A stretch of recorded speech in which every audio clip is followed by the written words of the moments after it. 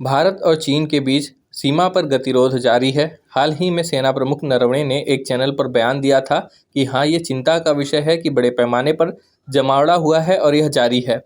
उस तरह के जमावड़े को बनाए रखने के लिए चीन की ओर से बुनियादी ढांचे का इसी पैमाने पर विकास भी हुआ है। तो इसका मतलब है कि वे यानी PLA वहाँ रहने के लिए हैं।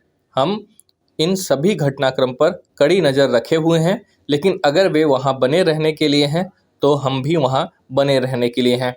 भारत की ओर से भी तैनाती और बुनियादी ढांचे का विकास PLA के समान है। इस बयान को लेकर कांग्रेस पार्टी के पूर्व राष्ट्रीय अध्यक्ष राहुल गांधी ने ट्वीट कर कहा था कि चीन वहां बने रहने के लिए है। कहा, क्या हमारी जमीन पर? इसे रीट्वीट करते हुए शशि थरूर ने लिखा है कि लाना तो था पाक से कश्मीर छीन के, सरहद के पार आ गए हैं लोग चीन के। शशि यहाँ पाकिस्तान अधिकृत कश्मीर की बात कर रहे थे।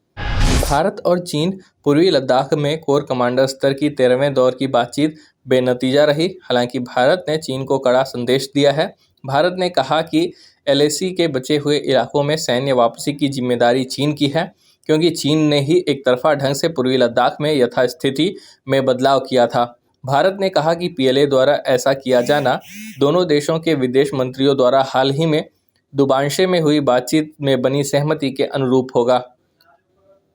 भारत के रचनात्मक सुझावों पर चीनी पक्ष सहमत नहीं हुआ है और पूर्वी लद्दाख में गतिरोध के समाधान पर आगे का रोड मैप पेश करने में नाकाम रहा। लिहाजा बचे हुए इलाकों से सैन्य वापसी पर सहमति नहीं बन पाई। दोनों पक्ष संवाद जारी रखने और इलाके में यथास्थिति बनाए रखने पर सहमत हुए। भारत ने उम्मीद जताई कि चीन द्विपक्षीय संबंधों के समस्त पहलू का ध्यान रखेगा और शेष इलाकों में सैन्य वापसी पर कदम उठाएगा। भारत और चीनी सेना के बीच कोर कमांडर स्तर की वार्ता चुशुल मोल्डो बॉर्डर पर 10 अक्टूबर को हुई थी। यह लद्दाख में तनाव के बाद दोनों देशों के कोर कमांडरों के बीच 13वें दौर की बातचीत थी।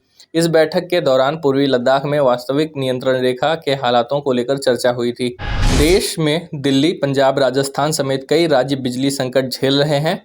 पंजाब के शहरी इलाकों में बिजली कटौती से आम नागरिकों को परेशानी की खबरों के बीच कांग्रेस नेता नवजोत सिंह सिद्धू का बयान सामने आया है। पंजाब स्टेट पावर कॉरपोरेशन को कई संयंत्रों में बिजली उत्पादन में कमी का सामना करना पड़ा है, जिस कारण बिजली कटौती की गई है। कोयले की कमी को इसकी वजह माना जा रहा है। हालांकि केंद्रीय ऊर्जा मंत्री RK सिंह ने कहा कि देश में कोई बिजली संकट नहीं है और न ही ऐसा होने दिया जाएगा। महाराष्ट्र में आज सत्तारूढ़ महाराष्ट्र विकास गठबंधन ने किसानों के समर्थन में बंद का आह्वान किया है। उत्तर प्रदेश के लखीमपुर खीरी में किसानों के मारे जाने को लेकर यह बंद बुलाया गया है। गठबंधन का कहना है कि आवश्यक सेवाओं को छोड़कर सब कुछ बंद रहेगा। मुंबई पुलिस ने बंद के दौरान लोगों को परेशानियों से बचाने के लिए एक प्लान बनाया है। महाविकास आघाड़ी या MVA सरकार ने पूरे महाराष्ट्र में बंद बुलाया है।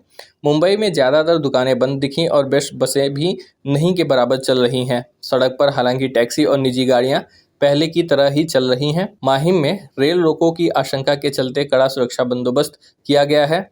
DCP प्रणय अशोक का कहना है कि किसी को कोई परेशानी ना हो, इसलिए एहतियातन सुरक्षा व्यवस्था कड़ी की गई है। बेस्ट डिपो भी बंद है। जिस तरह सोमवार सुबह भीड़ होती है, उस तरह से भीड़ देखने को नहीं मिला है। 8 बसों में तोड़फोड़ से नुकसान पहुंचने की खबर भी है। भारत में एक दिन में कोरोना वायरस संक्रमण के 18,132 नए मामले सामने आए हैं। देश में कुल मामलों की संख्या 3,39,71,607 पहुंच गई है।